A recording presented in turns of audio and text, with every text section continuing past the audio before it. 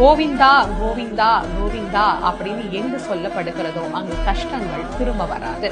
கோவிந்தன் அப்படின்னு சொன்னா கஷ்டங்களை திரும்ப தராதவன் அப்படின்னு அர்த்தம். பசுக்குலங்களுக்கெல்லாம் தலைவனாக இருக்கக்கூடியவன், உயிர்களுக்கெல்லாம் அரசனாக விளங்கக்கூடியவன், இப்படி பல பொருட்களை கொண்டிருக்கக்கூடிய கோவிந்த நாமத்தை இந்த நாள்ல நாம சொல்லணும்.